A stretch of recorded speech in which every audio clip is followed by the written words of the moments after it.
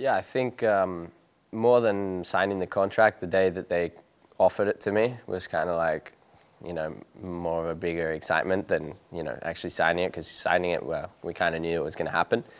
But I remember it was at Jerez after the race, and I think Jen sat me down and just said, look, yeah, we want you to move up to the Premier class next year, and obviously I said yes, of course, it's my dream. And yeah, I remember driving back to the airport from Jerez, like just with the music blasting, just like just super ecstatic in the car. So yeah, definitely an emotional time, and a dream come true.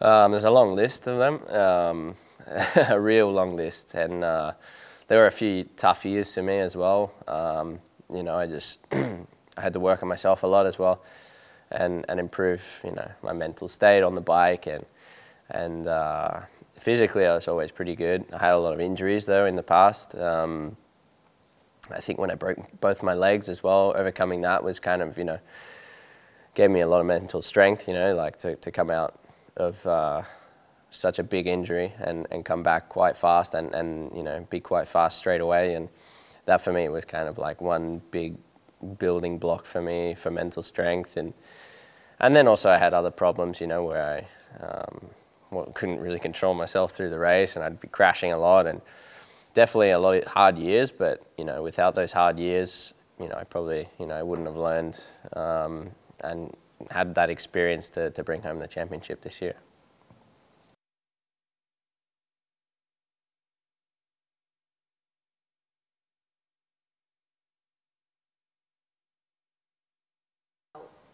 Yeah, that was pretty crazy. I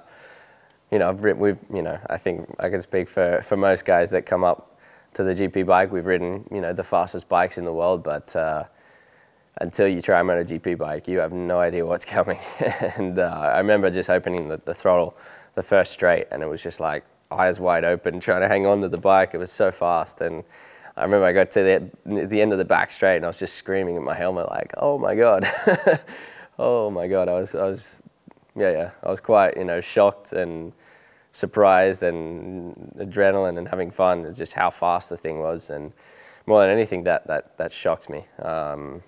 Was the power, but for sure every lap it was a bit more normal, but definitely an amazing experience, especially Misano the first day.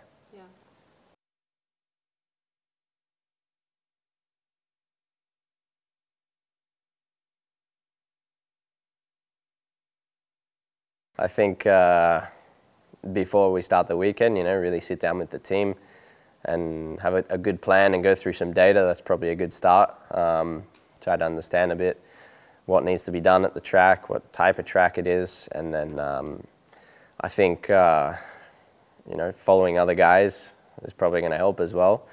And yeah, I mean the most we can do is kind of just prepare ourselves physically for these tracks, but in the end we got to do laps, and we got to understand the bike, and I'm sure after the tests we'll get a better idea of what we need to do with the bike, and I'm sure arriving to these new tracks we will adapt what we've known in the past to the MotoGP bike. So I guess that just comes with experience and laps on the bike.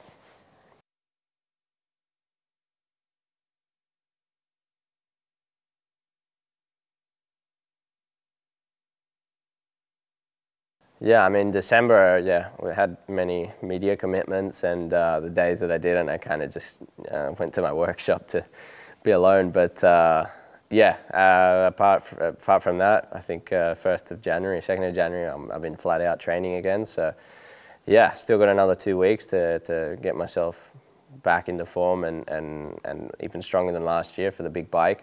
But yeah, the process has started, and this January month is a busy one for training. So I'm sure we'll be ready by Malaysia in 2 weeks.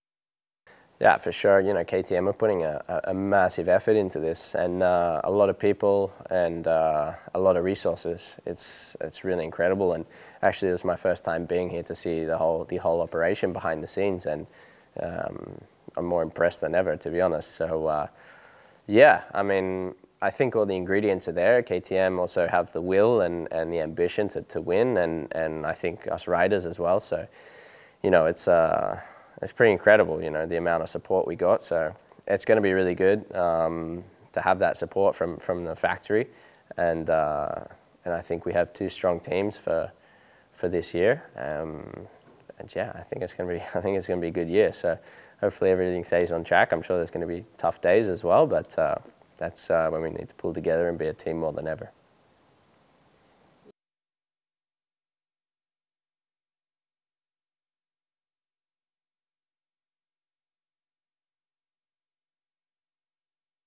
Yeah, you know, you you want to think that you're a good role model as well.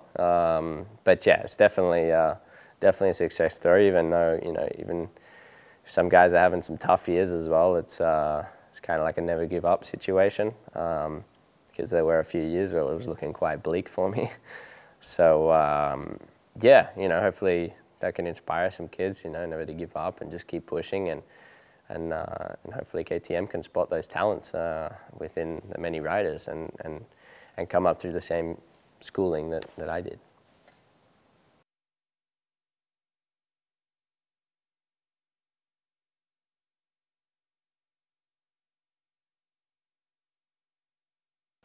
Yeah, 100%. I think that's probably, you know, our main goal is to try to fight for that title. It's going to be tough. There's a lot of good rookies coming up, and I know them very well from these years in Moto2. So yeah, it's going to be tough. We need to work hard. But yeah, ultimately that would be, you know, the goal is to try and fight for the Rookie of the Year. And basically just take it step by step, and these are fast bikes, so no injuries, and, you know, like I said, just stay calm and feet on the ground and step by step.